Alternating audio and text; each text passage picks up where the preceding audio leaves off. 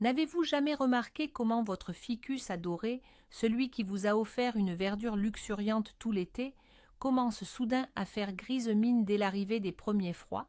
Les feuilles jaunissent, tombent, et on a l'impression de mal faire. Et vous avez probablement raison. Aujourd'hui, nous allons décortiquer les erreurs les plus fréquentes et les plus fatales, commises par 80% des jardiniers d'intérieur pendant la saison froide. Ce sont souvent ces gestes, faits pourtant avec les meilleures intentions du monde, qui envoient littéralement nos plantes à pâtre. Je vais vous révéler 20 pièges insidieux qui assassinent lentement vos protégés végétaux. Et en restant avec nous jusqu'à la fin, vous comprendrez comment transformer votre intérieur en véritable oasis florissant, même au cœur de l'hiver le plus rigoureux. Prêts à sauver vos petits coins de verdure?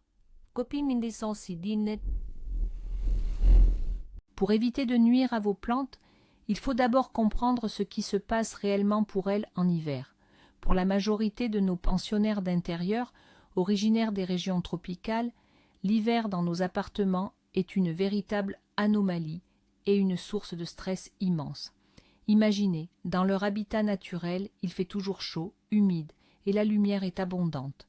Et chez nous, la durée du jour est divisée par deux, le soleil est terne, et le chauffage central transforme l'air en un désert du Sahara. En réaction à ces conditions défavorables, la plante ralentit instinctivement tous ses processus vitaux. Elle entre en dormance, une sorte d'hibernation. Son métabolisme est ralenti, elle ne pousse presque plus et, par conséquent, elle consomme beaucoup moins d'eau et de nutriments. Notre mission principale durant cette période est de ne pas la déranger, mais seulement de maintenir délicatement ses fonctions vitales de base. Malheureusement, nous continuons souvent à en prendre soin selon le schéma estival, organisant un véritable petit apocalypse pour une plante qui ne demande qu'à dormir.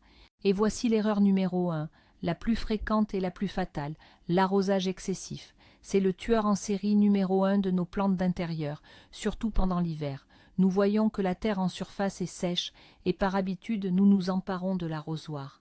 Mais nous oublions un détail crucial. La plante est en dormance. Elle boit très peu. Toute l'humidité superflue que nous ajoutons au pot s'accumule dans le substrat. Les racines se retrouvent alors plongées dans un marais froid, gorgées d'eau et privées d'oxygène. Elles commencent à suffoquer, à pourrir, puis à mourir. En surface, vous voyez des feuilles jaunies et molles. Vous croyez que la plante a soif et vous arrosez encore plus, aggravant dramatiquement la situation. Retenez cette règle simple. En hiver, il vaut toujours mieux sous-arroser que surarroser. Avant tout arrosage, vérifiez systématiquement l'humidité du terreau, non pas en surface mais à 2 ou 3 cm de profondeur. Si c'est humide, rangez immédiatement l'arrosoir. La méthode idéale est d'utiliser une baguette ou un pic en bois. Enfoncez-le jusqu'au fond du pot, puis retirez-le. S'il reste des morceaux de terreau humide collés dessus, cela signifie qu'il est encore trop tôt pour arroser. Le point suivant est intimement lié au précédent, mais c'est une erreur que beaucoup de jardiniers sous-estiment. Il s'agit d'arroser les plantes directement avec de l'eau froide du robinet. On pourrait penser, quelle importance! Elle est colossale. Imaginez que vous soyez en plein sommeil ou très détendu, et que l'on vous verse soudainement un seau d'eau glacée. C'est le choc, le stress, le spasme assuré. Le système racinaire de votre plante subit exactement la même chose. Ce changement brutal de température provoque un choc chez les racines. Elles perdent instantanément leur capacité à absorber l'humidité, même si le substrat est gorgé d'eau. De plus, l'eau froide, surtout combinée à un rebord de fenêtre frais, peut entraîner un refroidissement excessif de l'ensemble du système racinaire. Cette hypothermie favorise inévitablement le développement de maladies fongiques et de la pourriture. C'est pourtant si simple à éviter. Utilisez toujours de l'eau reposée, à température ambiante pour l'arrosage. Il suffit de remplir votre arrosoir ou une bouteille et de laisser l'eau reposer dans la pièce pendant quelques heures, idéalement une journée entière. Durant ce laps de temps, le chlore aura le temps de s'évaporer et la température de l'eau s'équilibrera avec celle de l'air ambiant. L'arrosage sera ainsi confortable et sans danger pour votre ami vert. Maintenant, abordons l'ennemi invisible qui s'invite chez nous chaque hiver, l'air sec. Dès que nous allumons le chauffage central, le taux d'humidité à l'intérieur chute à un niveau critique, souvent entre 20 et 30%, ce qui est comparable au climat d'un désert. Les plantes, et particulièrement les espèces tropicales aux feuilles fines, en souffrent énormément. Par leurs feuilles, plus précisément via des pores microscopiques appelés stomates, elles évaporent de l'humidité. Ce phénomène est connu sous le nom de transpiration. Quand l'air ambiant est trop sec, il aspire littéralement l'eau des feuilles avec une force redoublée. La plante se déshydrate alors rapidement, les pointes de ses feuilles se dessèchent, jaunissent et se recroquevillent. Alors, que faire? La solution la plus efficace est d'utiliser un humidificateur d'air. C'est un appareil qui bénéficiera non seulement à vos plantes, mais également à votre propre confort. Pour des options plus abordables, vous pouvez placer les pots sur des soucoupes remplies de galets ou de billes d'argile humides. Vous pouvez aussi disposer des récipients d'eau près de vos plantes ou simplement les vaporiser régulièrement. Mais attention, la vaporisation n'offre qu'un soulagement temporaire. La deuxième erreur, souvent liée à la première, consiste à placer vos plantes trop près des radiateurs et autres sources de chaleur. On a tendance à croire qu'on rend service à une plante qui semble avoir froid en la rapprochant d'une source de chaleur. En fait, nous l'envoyons dans son enfer personnel. L'air chaud et sec qui s'élève du radiateur brûle les feuilles et dessèche la motte de terre en un clin d'œil. Même si vous l'arrosez quotidiennement, la plante souffrira de déshydratation. Ses racines n'auront pas le temps d'acheminer l'eau vers les feuilles à la vitesse où celle-ci s'évapore. Le résultat se traduit par des taches sèches et brunes sur les feuilles, un flétrissement et une mort rapide. Si votre appui de fenêtre est situé juste au-dessus du radiateur, essayez de créer une barrière. Vous pouvez installer un écran thermoréflecteur ou, au minimum, poser une large planche sur le radiateur. Mais le mieux, c'est de trouver un autre emplacement plus frais pour la plante, loin des courants d'air surchauffés. La distance optimale par rapport au radiateur est d'au moins 1,50 m à 2 mètres. On se méfie de la chaleur excessive des radiateurs, mais on oublie trop souvent l'autre ennemi juré, le courant d'air glacial. Aérer la maison est indispensable en hiver, certes, mais pour nos plantes, cela peut être fatal. Un flux d'air froid et soudain, même très bref, provoque un véritable choc chez ces petites créatures tropicales si délicates. Les feuilles peuvent se couvrir de taches, jaunir et tomber littéralement en une seule nuit. Les ficus, les crotons et les plantes de la famille des marantacées sont particulièrement sensibles. Ils peuvent perdre presque tout leur feuillage après une seule aération mal gérée. Que faire alors?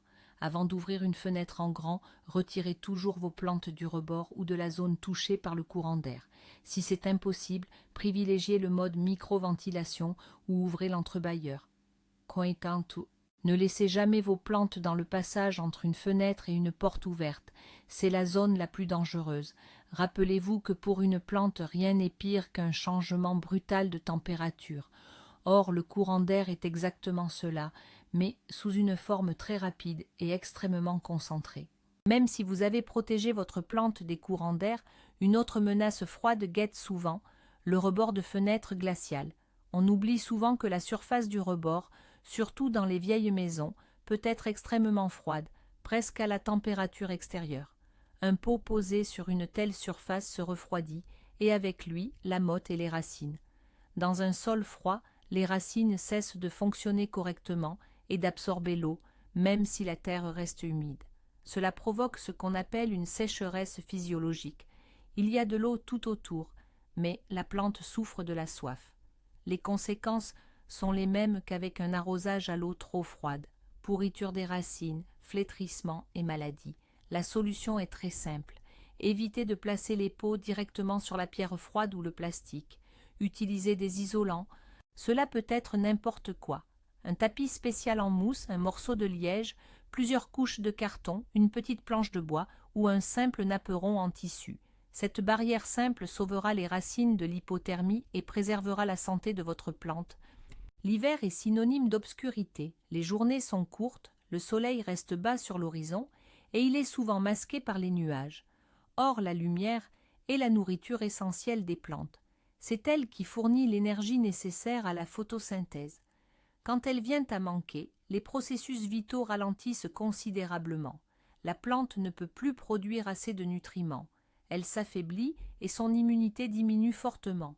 Vous pouvez observer cette détresse à travers plusieurs signes. Premièrement, les tiges s'étirent, deviennent fines et pâles, car la plante cherche désespérément la source de lumière. Deuxièmement, les feuilles rapetissent et perdent leurs couleurs éclatantes, surtout chez les variétés panachées qui peuvent même redevenir totalement vertes.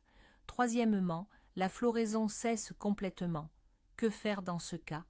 Commencez par déplacer vos protégés verts vers les fenêtres les plus lumineuses. Les expositions sud ou sud-ouest sont idéales. Nettoyez régulièrement vos vitres. La poussière peut en effet retenir jusqu'à 30% de la lumière déjà très faible en cette saison. Si la lumière naturelle reste cruellement insuffisante, il faudra absolument envisager un éclairage d'appoint. Nous arrivons maintenant à l'erreur suivante, la mauvaise utilisation des lampes horticoles. Beaucoup de gens, constatant que leur plante manque de lumière, allument simplement une lampe de bureau classique au-dessus d'elle. Hélas, c'est pratiquement inutile. Les lampes à incandescence classiques offrent très peu de lumière dans le spectre nécessaire et chauffent énormément, risquant de brûler le feuillage. Les plantes ont besoin de lampes de croissance spécifiques qui émettent de la lumière dans les spectres bleus et rouges, les plus cruciaux pour la photosynthèse. Mais même avec la lampe appropriée, on peut commettre des erreurs. Par exemple, la suspendre trop haut. Dans ce cas, son efficacité sera quasi nulle. Ou trop bas, ce qui risque de brûler les feuilles. La distance optimale se situe entre 20 et 40 cm du sommet de la plante. Une autre erreur consiste à laisser la lampe allumée 24 heures sur 24. Les plantes, tout comme nous, ont besoin de repos nocturne. Il suffit de leur fournir un éclairage d'appoint pour que la durée totale du jour lumineux atteigne 12 à 14 heures. Autrement dit, allumez la lampe le matin quelques heures avant le lever du soleil et le soir après le coucher du soleil. On a souvent tendance à considérer les plantes comme de simples objets de décoration d'intérieur. Si on n'aime pas l'endroit où elles se trouvent, on les déplace. Et une semaine plus tard, on décide qu'elles seront mieux sur cette armoire.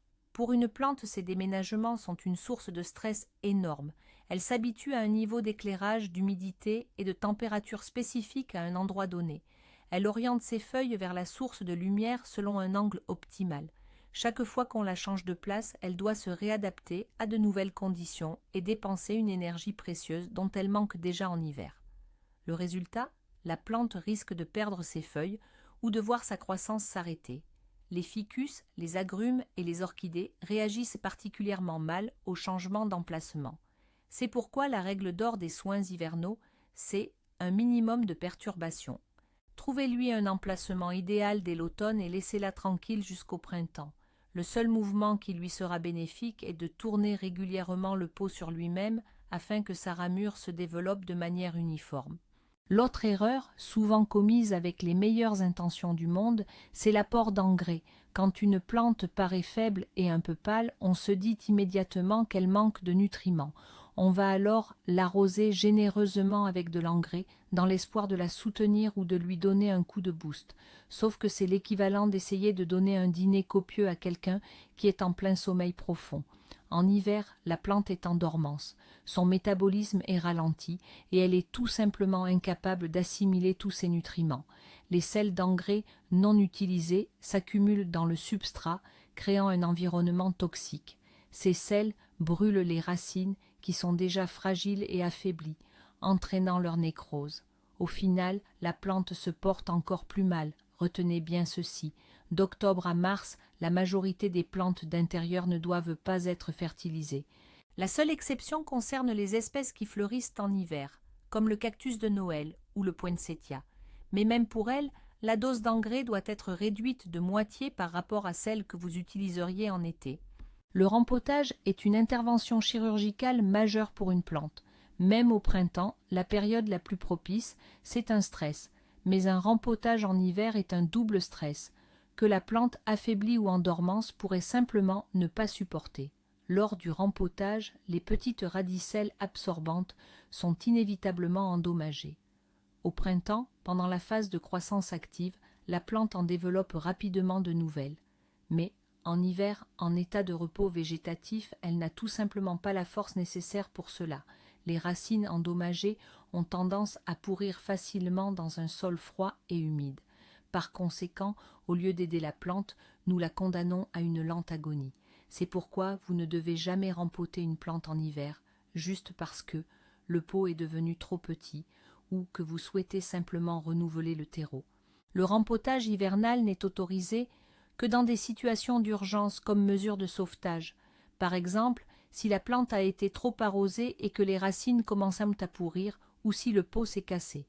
Dans tous les autres cas, faites preuve de patience et attendez le printemps.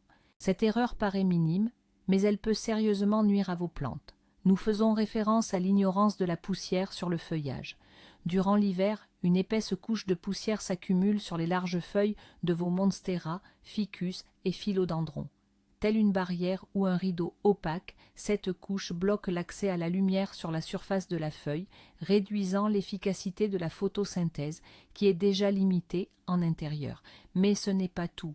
La poussière obstrue les stomates, ces minuscules orifices par lesquels la plante respire et libère de l'humidité.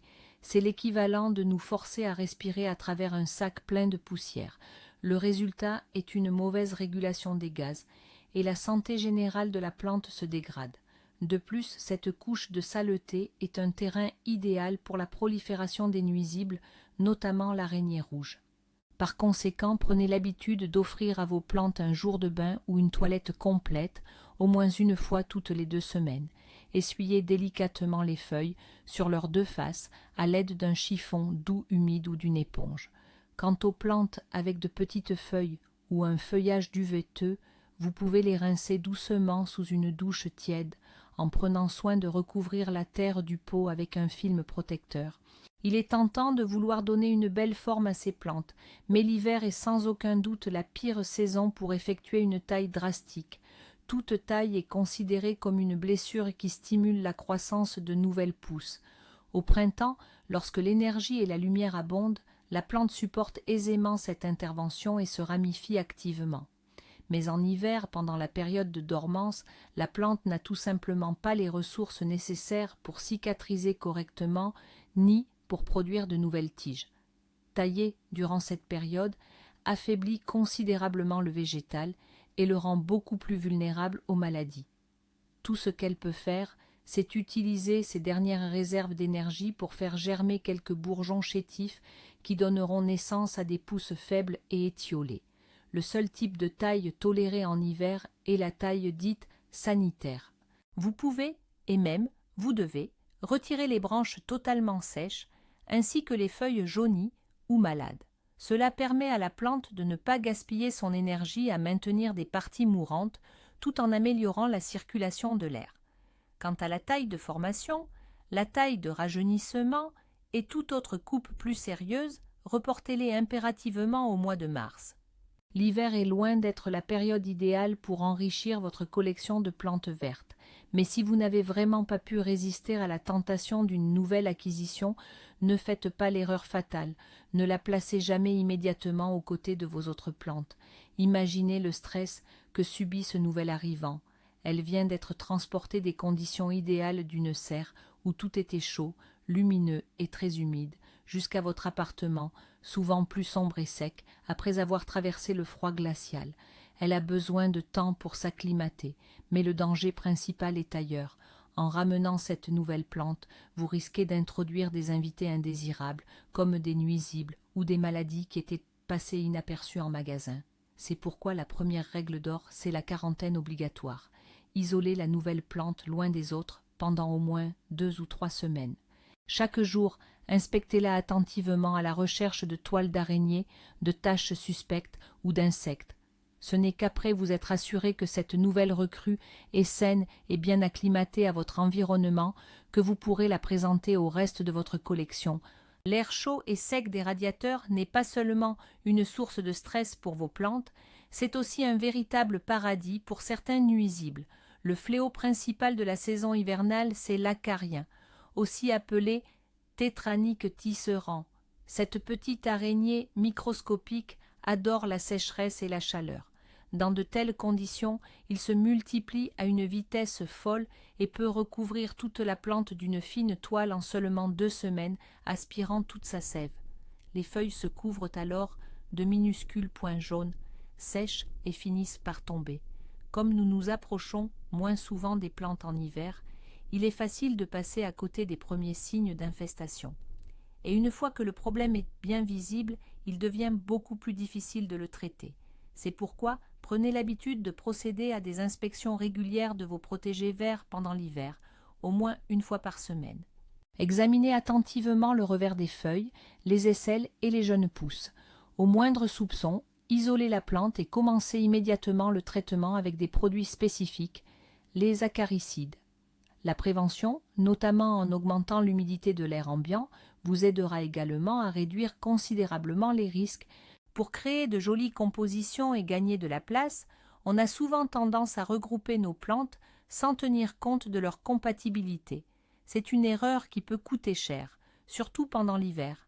Imaginez que vous placiez côte à côte un succulent qui a besoin d'un hivernage frais et sec, et un calathea tropical qui exige chaleur et humidité élevée.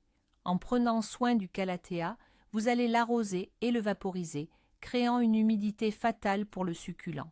Inversement, en offrant la fraîcheur nécessaire au cactus, vous allez geler sa voisine tropicale, amoureuse de la chaleur. Au final, l'une des plantes, voire les deux, va souffrir. C'est pourquoi, lors du regroupement, tenez toujours compte des besoins individuels de chaque espèce. Rassemblez les plantes ayant des exigences similaires en lumière, en température et en humidité. Les amoureux d'humidité avec les amoureux d'humidité, les espèces résistantes à la sécheresse avec leurs homologues. De cette manière, vous pourrez créer un microclimat adapté à chaque groupe et garantir les bons soins sans nuire aux voisins. On trouve dans le commerce une multitude de sprays pour rendre les feuilles brillantes et lustrées. Les spécialistes du marketing nous promettent que ces produits rendent la plante non seulement plus belle, mais aussi plus saine, en la protégeant de la poussière. C'est un mythe et c'est même une erreur extrêmement néfaste. Ces aérosols contiennent des cires, des huiles et d'autres substances chimiques qui déposent sur la surface de la feuille une pellicule fine mais dense. Certes, la feuille brille, mais cette pellicule vient boucher irrémédiablement les stomates. Ce sont les pores essentiels par lesquels la plante respire et évapore son humidité. Les processus normaux d'échange gazeux et de transpiration sont alors perturbés. C'est un peu comme si nous couvrions notre propre peau d'une couche de vernis. En conséquence, la plante ne peut plus fonctionner correctement. Elle s'affaiblit et devient beaucoup plus vulnérable aux maladies et aux parasites. Vous voulez des feuilles propres et naturellement brillantes? Il n'y a rien de mieux que la bonne vieille méthode qui a fait ses preuves. Essuyez-les délicatement avec un chiffon doux et humide. Non seulement cela enlèvera la poussière sans boucher les pores, mais cela vous permettra également de repérer les éventuels parasites à temps. La panique est l'une des erreurs les plus dangereuses que l'on puisse commettre. Vous vous approchez de votre plante chérie et vous voyez une seule feuille jaunie et tombée. La première réaction, c'est la terreur. Elle est en train de mourir. Il faut faire quelque chose, et vite. Et c'est là que commence la phase de réanimation chaotique. On arrose abondamment, on ajoute de l'engrais, on la déplace, on la vaporise avec tout et n'importe quoi. Dans 99% des cas, ce sont ces gestes de panique qui détruisent la plante, et non cette unique feuille jaune. Comprenez bien qu'une perte de feuilles mineure en hiver est souvent un processus tout à fait normal. La plante se débarrasse des feuilles anciennes ou inférieures pour économiser de l'énergie au profit des plus jeunes pousses. Avant de faire quoi que ce soit, arrêtez-vous et analysez la situation. Vérifiez l'humidité du terreau. Inspectez la plante pour détecter la présence de nuisibles. Demandez-vous s'il n'y a pas eu de courant d'air ou de changement de place récent. Ne paniquez pas. Souvent, la meilleure chose à faire pour une plante en hiver, c'est simplement de la laisser tranquille. L'observation sereine est la clé du succès. Les plantes, à l'image des tournesols, sont naturellement attirées par la lumière. Si vous laissez votre pot sur le rebord de la fenêtre sans jamais le bouger, toutes les feuilles et les tiges vont s'orienter dans une seule direction, celle de la fenêtre. Résultat, le feuillage se développe de manière asymétrique. Le côté orienté vers l'intérieur de la pièce sera dégarni et fragile, tandis que le côté exposé à la lumière sera dense et touffu. Ce déséquilibre n'est pas seulement inesthétique, il est également néfaste pour la plante. Elle devient instable, et la partie du feuillage qui reste constamment dans l'ombre ne reçoit pas assez de lumière pour la photosynthèse, risquant ainsi de dépérir. Pour que la plante pousse de façon symétrique et que toutes ses parties reçoivent leur juste part de lumière, il est essentiel de faire pivoter le pot régulièrement.